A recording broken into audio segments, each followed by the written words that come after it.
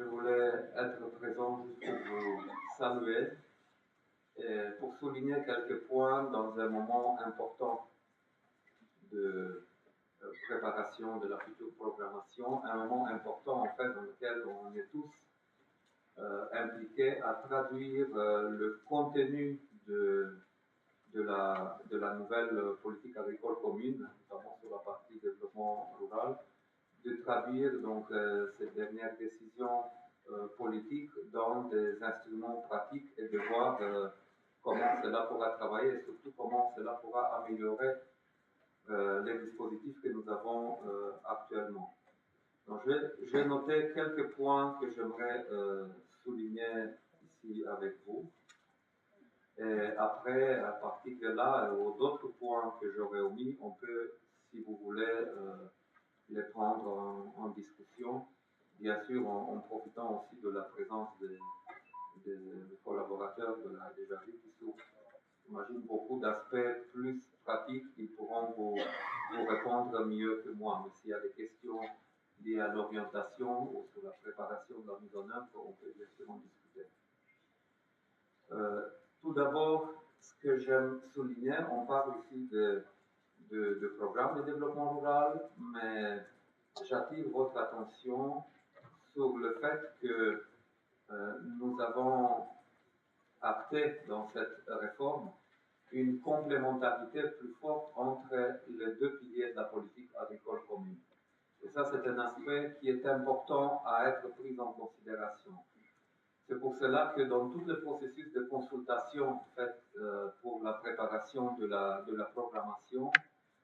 les autorités nationales, régionales, ensemble avec les acteurs impliqués, devraient avoir cela en considération. Comment mieux utiliser des instruments qu'on a dans le premier et dans le deuxième pilier pour atteindre des objectifs concernant le développement de l'espace rural et de l'activité agricole liée au territoire. Et ici, je pense notamment à la complémentarité entre les deux piliers en ce qui concerne, par exemple, la politique d'appui à l'installation des jeunes, où nous avons des instruments au premier et au deuxième pilier. Et on doit avoir une cohérence et une complémentarité dans l'utilisation de ces instruments, mais aussi pour stimuler le développement et l'évolution de petites exploitations, où, pareil, nous avons des instruments au premier pilier, simplifiés, mais qui, à mon sens, n'auront aucune valeur ajoutée s'il n'y a pas des mesures complémentaires dans le deuxième pilier qui doivent justement inciter à l'évolution, la modernisation de ces petites exploitations. Et cela est lié aussi à l'approche territoriale du développement. Ensuite, même sur certaines approches sectorielles de modernisation de certains secteurs qui sont liés aussi à un territoire ou dont l'avenir est lié aussi à l'avenir de certains territoires. Là aussi, vous avez maintenant des instruments dans le deuxième pilier avec la possibilité d'élaborer des sous-programmes sectoriels pour soutenir cette modernisation, mais cela doit être en cohérence avec des instruments que nous avons dans les mesures de gestion des marchés, voire le système de paiement direct qui sera redéfini. Donc, dans la préparation de la programmation, nous allons attendre de votre part de voir comment vous présentez cette complémentarité et cohérence entre les instruments qu'on vous venez avec ce type d'idée. Et vous avez parlé, M. Souzaour, aussi de la question environnementale, de gestion des ressources naturelles. Là aussi, maintenant, c'est une thématique horizontale qui couvre le premier et le deuxième pilier. Et donc, il vient de soi que les mesures agro-environnementales qui seront définies dans le programme de développement rural doivent clairement avoir un lien et une cohérence avec le verdissement, avec la manière dont le verdissement sera mis en œuvre. Nous sommes en train de finaliser maintenant les actes délégués qui vous donneront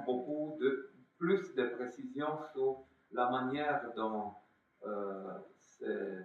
ces aspects liés à la gestion des ressources naturelles et du verdissement seront gérés dans le premier pilier et donc la complémentarité assurée avec le programme de développement rural. Et puis il y a aussi les zones défavorisées qui peuvent être aussi traitées dans le deuxième pilier, donc comme aspect de développement territorial.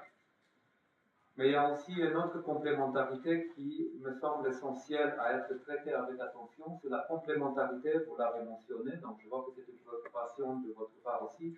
complémentarité entre les fonds structurels et le fonds de développement rural au niveau d'un territoire. Et de la capacité d'assurer cette complémentarité au niveau local, à mon avis, mais ça c'est un avis personnel avec ce que je peux ressentir ces dernières 3-4 années quand on a préparé la réforme des fonds structurels et de la politique agricole commune, c'est de cela que va dépendre aussi quelque part l'avenir de la politique de développement rural, puisque nous sommes de plus en plus forcés quelque part par la force des choses, par la réalité, de prendre en compte le fait que nous avons des zones urbaines qui sont fortement liées au milieu rural, que de notre côté, dans certaines régions, dans certains États membres, nous avons tellement de problèmes liés au développement rural à régler qu'on ne peut pas les couvrir seulement avec le fonds de développement rural issu de la politique agricole commune, et que donc une discussion honnête et transparente au niveau local sur comment traiter cette question, comment traiter les risques de superposition de thématiques qui sont abordées dans les programmes développement régional, programme développement rural, comment traiter des régions qui actuellement puissent être exclues et d'un côté et de l'autre. De cette honnêteté dépendra aussi, et de cette complémentarité entre ces instruments dépendra la manière dont nous allons pouvoir assurer par la suite aussi la complémentarité entre la politique agricole et la politique de développement rural, qui sont les politiques qui utilisent le plus de fonds européens. Donc, sur ça, je vous incite aussi à être très ouvert et à traiter ces questions de manière très sérieuse, et je le dis à la fois pour les autorités publiques, mais aussi pour les acteurs intéressés par la problématique de développement rural dans un contexte plus large. Ensuite, un deuxième point, un deuxième message que je souhaite vous transmettre, c'est de préparer des programmes simples avec des objectifs clairs. Puisque des approches complexes, comme on peut voir encore dans certains programmes, montrent aussi que les idées derrière ne sont pas claires. Et qu'on essaye de couvrir un peu tout, de donner un petit peu à tout le monde pour contenter tout le monde. Mais dans des conditions de ressources financières limitées et de pression de plus en plus forte de la part des différents acteurs et institutions sur une cohérence et sur une orientation vers des résultats dans l'utilisation des fonds européens, dans les conditions d'une pression sur le budget, nous aussi, nous allons être, comme Commission européenne, beaucoup plus attentifs à l'avenir à des programmes simples, mais avec des objectifs très clairs.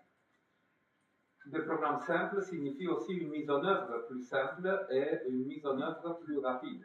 Vous le savez aussi de l'expérience, des programmes avec beaucoup de mesures signifie aussi beaucoup de temps pour élaborer toutes les procédures et pour lancer la mise en œuvre de toutes ces mesures. On avait des situations où même 2 ans ou 3 ans après le lancement d'un programme, il y avait encore des mesures qui n'étaient pas mises en œuvre. Un point important aussi dans ces contextes de simplification, de programmes simples, et je vais insister sur cela, c'est la contrôlabilité de ce que vous allez proposer. C'est tout aussi important de fixer des objectifs clairs au début que de pouvoir mesurer les résultats à la fin et de s'assurer que ce que vous avez fixé s'applique effectivement sur le terrain. Et là, dans ces contextes, je vous incite aussi à utiliser tous les outils de simplification de la mise en œuvre que nous avons prévus dans le règlement, comme les coûts standards, comme les paiements fixes, et ainsi de suite. Nous n'avons pas mis ça obligatoire, mais je peux vous dire que j'ai donné des instructions à mes services de regarder très attentivement dans le contenu des programmes de quelle manière vous allez utiliser tous ces instruments de simplification sans que cela affecte bien sûr le contenu de vos programmes, mais simplifier autant que possible pour vous, pour le bénéficiaire, c'est simplifier aussi pour nous et être plus clair dans notre capacité de mettre l'accent sur les résultats. En termes de contenu des programmes, nous allons continuer à accorder une attention particulière à l'approche bottom-up de la programmation et surtout à la capacité de garder l'esprit leader de programmes de développement local et de l'implication des acteurs locaux. Et pourquoi je dis nous allons accorder une attention particulière, puisque nous avons eu la période de début du programme LEADER, beaucoup d'entre vous, vous la connaissez, avec une incitation de l'innovation à partir des idées locales, avec le développement des groupes d'action locales, des stratégies locales, beaucoup de marge de manœuvre pour ces groupes. Ensuite, du fait d'un succès en fait, de ce programme et d'un fort développement de ces initiatives locales, nous avons rapproché de plus en plus l'idée de l'approche de la programmation normale. Et nous avons eu beaucoup de réactions pendant la consultation pour l'élaboration de la réforme, des craintes de certains groupes d'action locales que nous risquons de tuer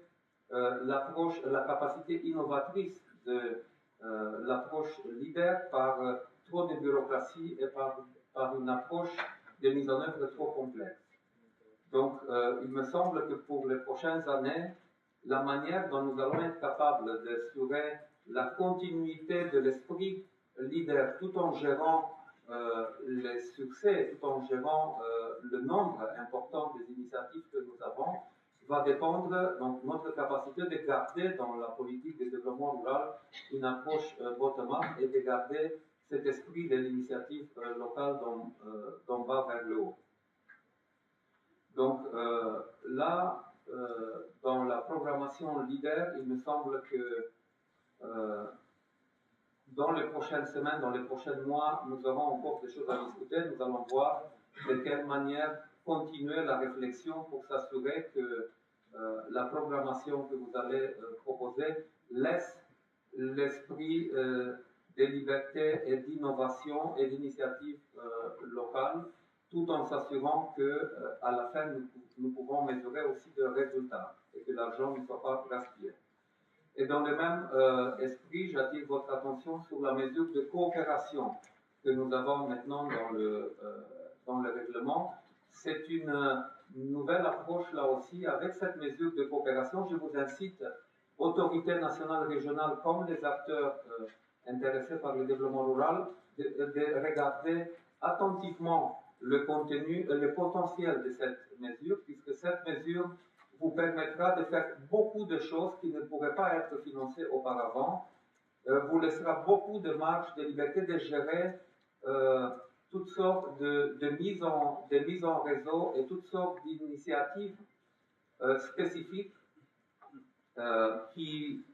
relèvent de la mise en contact des différentes catégories d'acteurs qui agissent en milieu rural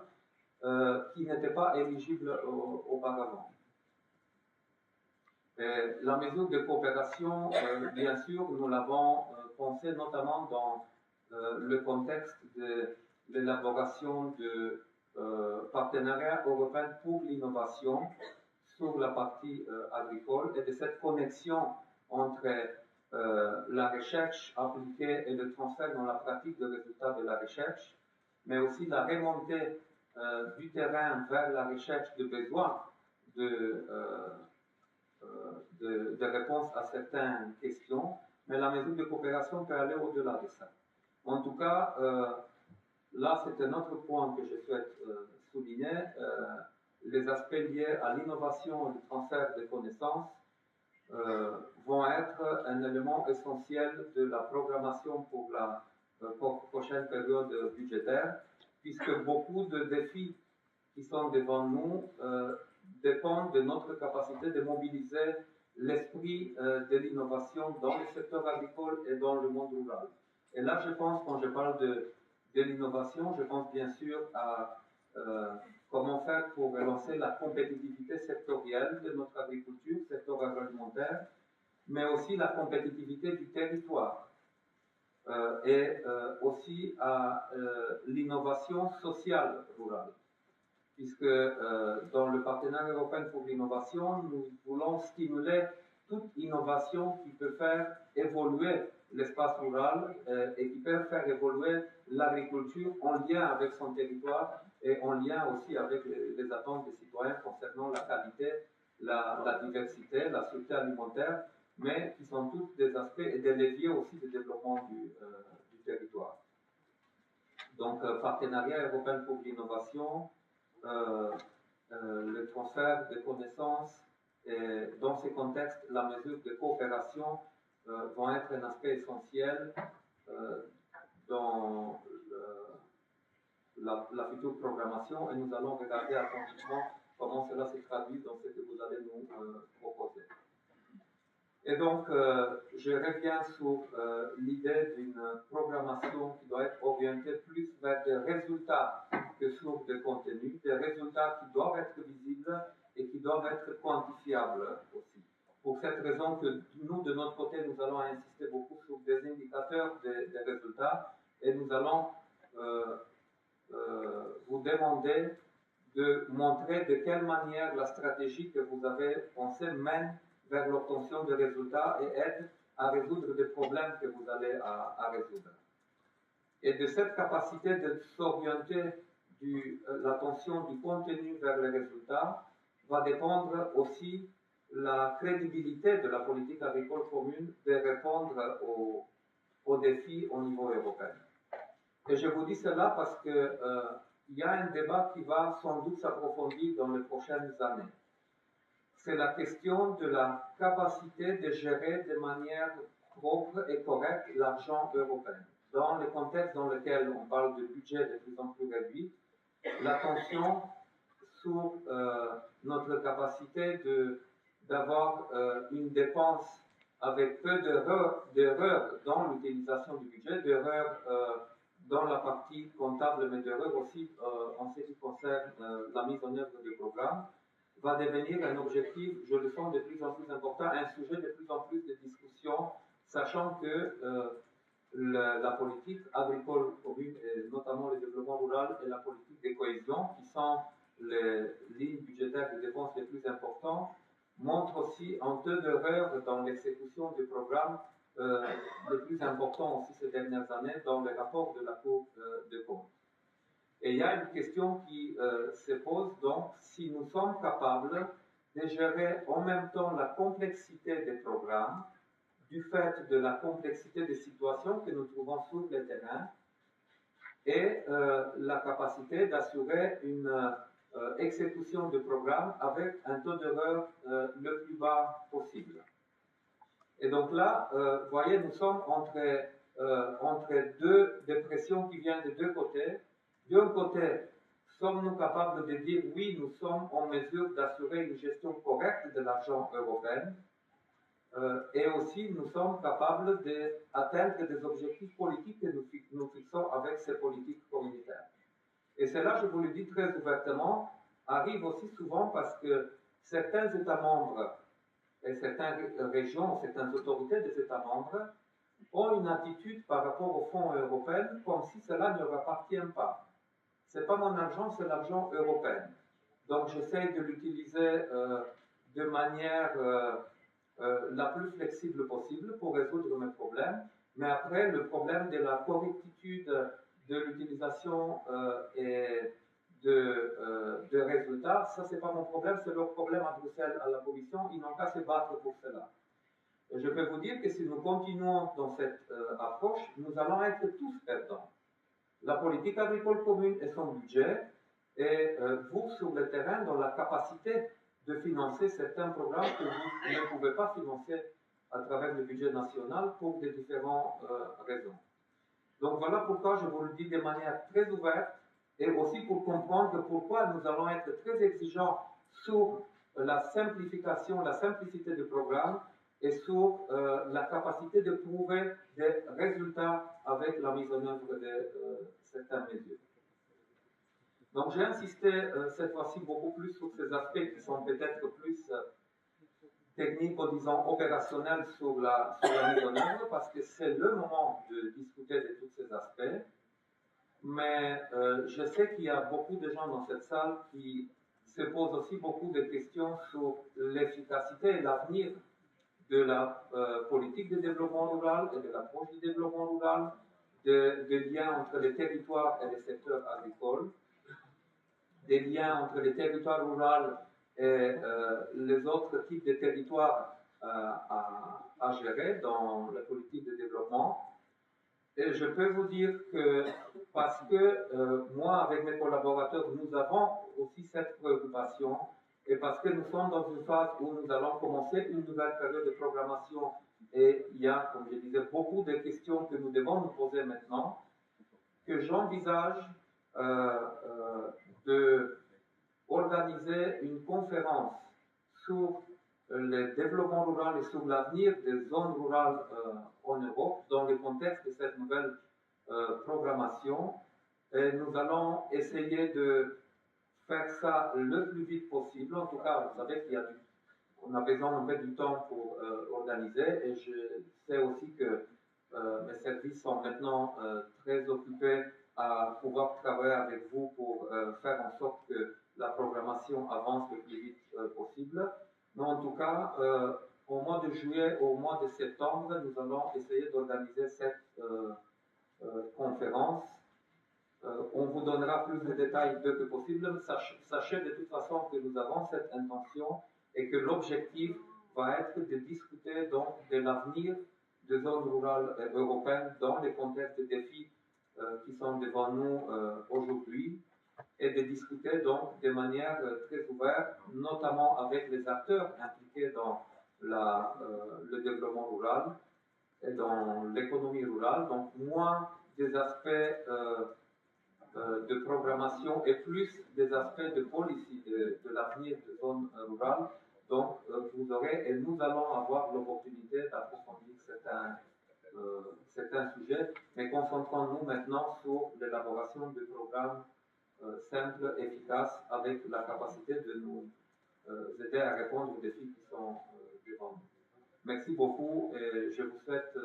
beaucoup de succès dans la tâche qui est devant vous dans les mois à venir. Et un dernier point que je souhaite souligner, si nécessaire, même si je sais que beaucoup de vous, les autorités nationales, régionales, vous êtes très attentifs à ça, impliquez-vous dans un véritable processus de consultation avec les acteurs ruraux dans l'élaboration de programmes, même si le temps est court, même si vous voulez finaliser le plus vite possible les programmes, assurez-vous que le contenu des programmes est discuté avec ceux qui vont être les bénéficiaires ou ceux qui sont directement intéressés par ce qui va être mis en œuvre. Merci beaucoup.